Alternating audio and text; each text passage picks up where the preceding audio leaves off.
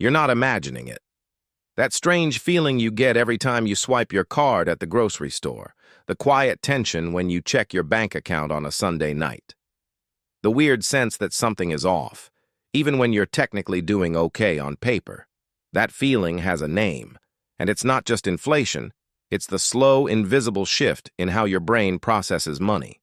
Because here's what nobody is telling you. Inflation didn't just change the price of eggs, gas, or rent, it changed you. It changed the way you think, the way you decide, the way you feel about your own future. And most people walking around right now have no idea it's happening. You sit down to make a budget and the numbers don't feel real anymore. You get a raise and somehow it disappears before you can enjoy it. You compare yourself to where your parents were at your age, and the math doesn't work. You're working harder, earning more than you ever have, and still feel like you're falling behind. And the worst part? You start to wonder if it's you. If you're the problem. If everyone else figured something out that you missed. You didn't miss anything. The ground beneath your financial decisions actually moved, and nobody handed you a new map. So in the next few minutes, I'm not going to explain inflation the way every other video does. I'm not going to talk about the Fed, oil shocks, or supply chains. You've heard all of that. It hasn't made you feel better, and it hasn't helped you make a single real decision about your own money. Instead, I want to show you what inflation is doing to your psychology, how it's quietly rewiring your relationship with money, why your instincts are betraying you right now, and most importantly, how to think clearly when the entire financial environment around you feels distorted. Because the people who come out of this period stronger aren't the ones with the best predictions. They're the ones with the clearest minds. Before we go deeper, if you've ever felt that quiet anxiety I just described, do me a favor and hit that subscribe button. This channel exists for people who want to think clearly about money in a world that constantly tries to confuse them. Now let's get into it. The numbers might have been hard, but the rules were predictable. Then something shifted. Not overnight, gradually. The price of a gallon of milk went up. Then your rent, then your insurance. Your salary went up too. Maybe. But somehow it never quite caught up. And here's the thing economists rarely say out loud. Inflation isn't just about prices going up. It's about the trust between you and the future breaking down. When prices move unpredictably, you stop trusting your own plans. You stop trusting your salary. You stop trusting that the dollar in your pocket today will mean the same thing tomorrow. That's not a math problem. That's a psychological earthquake. And once that trust starts cracking, everything downstream changes. How you spend, how you save, how you think about risk, how you feel when you wake up on a Monday morning. You don't notice it because it happens slowly, but it's happening. For decades, this illusion worked in your favor. Inflation was so low that the number on your paycheck and the value of that paycheck were basically the same thing. A dollar was a dollar, a raise was a raise. But once inflation accelerates, that illusion breaks. And when it breaks painfully. You get a 4% raise and feel proud, until you realize prices went up 5% and you actually got poorer. You look at your savings account and the number is bigger than it was 3 years ago, but it buys less. Your brain still sees the old number. Reality doesn't. This creates a very specific kind of psychological exhaustion. You're working hard, the numbers are going up, and yet somehow you're losing ground. Your brain can't reconcile it, so it does what brains do under pressure. It starts making mistakes. The second thing that changes is your relationship with risk. In a stable economy, risk feels manageable. You can think long-term. You can leave money in a savings account without feeling like it's melting.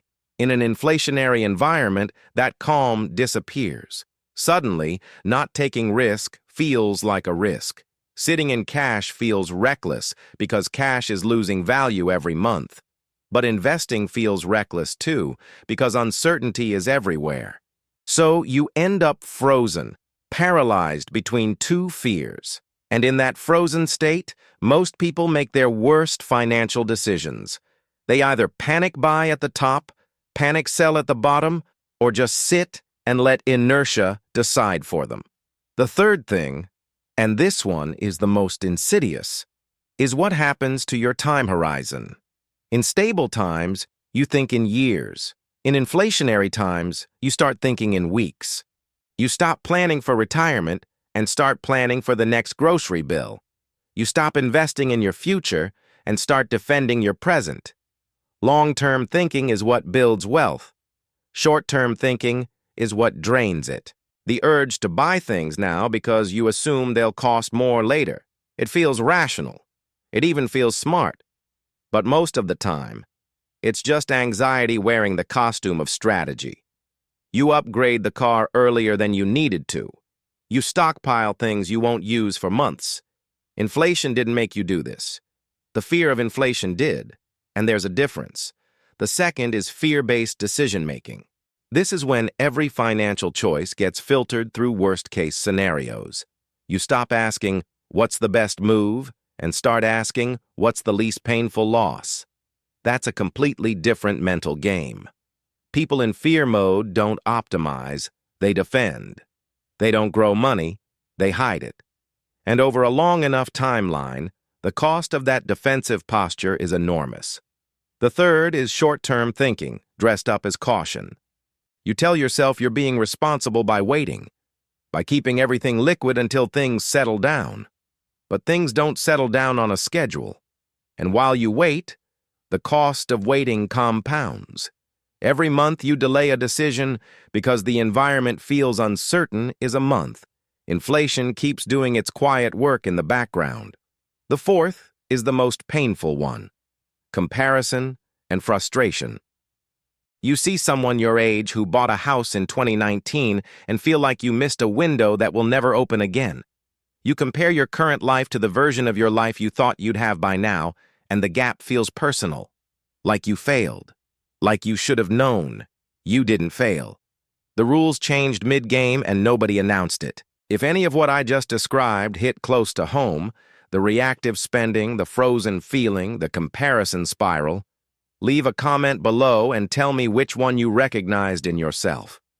Naming it out loud is the first step in breaking it. Hit the like button too if this is making sense.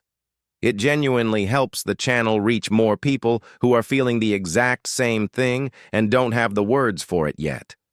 Now let's ground all of this in something real, because feelings without understanding just turn into more anxiety.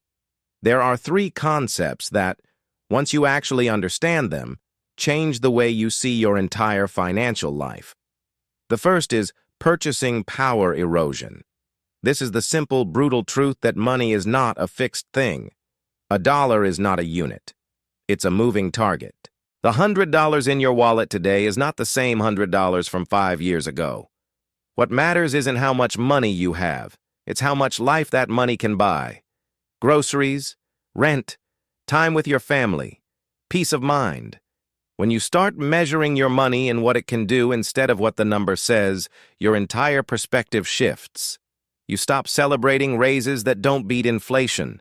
You start seeing reality. The second concept is real income versus nominal income. Nominal income is the number on your paycheck. Real income is what that paycheck actually buys after inflation eats its share. Most people only ever look at the nominal number, and that's why they feel confused. They got the raise. The number went up. So why does life feel harder?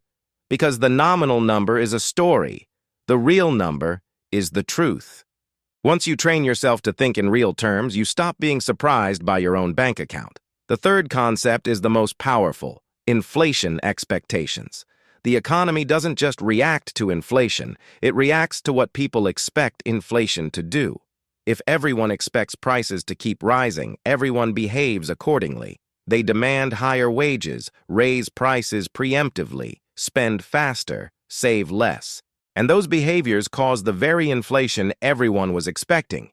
It's a feedback loop made of psychology, which means inflation isn't just an economic phenomenon, it's a collective state of mind.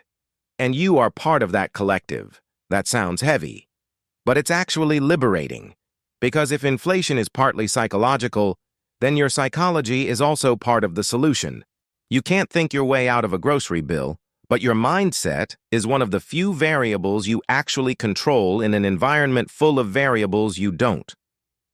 They're stuck in a loop, refreshing the news, hoping someone in charge will hand them their old reality back.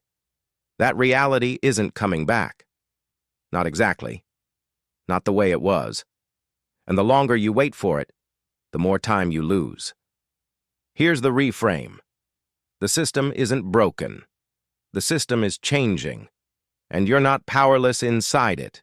You're just using an old operating system to navigate a new environment. The mindset that worked in a low-inflation world doesn't work in this one. The instincts that protected your parents will betray you. The financial advice that made sense in 2015 doesn't fully apply in 2026. You don't need the system to fix itself. You need a new way to think about money. The first, stop optimizing for certainty and start optimizing for adaptability. The old game was about finding the right plan and executing it for 30 years. The new game is about staying flexible enough to adjust as the ground keeps moving. That means building plans with room to breathe. Less rigidity, more resilience, multiple income streams instead of one, skills that travel, savings that aren't trapped. The goal isn't to predict the future. The goal is to be hard to break, no matter what the future does. The second, measure your progress in real terms, not emotional ones. Stop asking, "Do I feel rich?" and start asking, "Did my purchasing power grow this year?" Stop comparing yourself to people who bought houses in a different economic era. Track what actually matters: your real income, your real savings rate, your real net worth adjusted for what life actually costs now. The numbers might be smaller than your ego wants, but they'll be honest. And honest numbers are the foundation of every good financial decision. The third, treat your attention as a financial asset. In an environment designed to keep you anxious, calm thinking is a competitive advantage. Every headline screaming about a recession, every video predicting collapse, every social media post making you feel behind, that noise has a cost. It hijacks your decisions. It shrinks your time horizon. It makes you reactive instead of intentional. Protect your mental space the way you protect your bank account. Read less news. Compare yourself less. Sit with decisions longer. The people who think clearly when everyone else is panicking. Those are the people who quietly build wealth in times like this. It's a force that quietly reshapes how an entire generation thinks about money, time, risk, and the future. It makes confident people anxious. It makes patient people impulsive. It makes long-term thinkers short-term survivors. And if you're not aware of it, it does all of that to you without your permission. But awareness changes everything. The moment you can name what's happening, the money illusion, the shrinking time horizon, the reactive spending, the comparison spiral, you take back the part of yourself that inflation was quietly stealing. Your clarity. You don't need to predict the economy. You don't need to time the market. You just need to think clearly while everyone else is reacting. That's the edge. That's the whole game. The economy will keep doing what economies do. Prices will rise and fall. Headlines will scream. But your mind, your relationship with money, your decisions, your peace, that belongs to you. And in a world that profits from your confusion, choosing clarity is a quiet act of power. You're not falling behind. You're navigating a transition that nobody prepared you for. And the fact that you're here, watching this, thinking about it instead of just reacting to it, that already puts you ahead of most people. And hit that like button if you want more videos like this.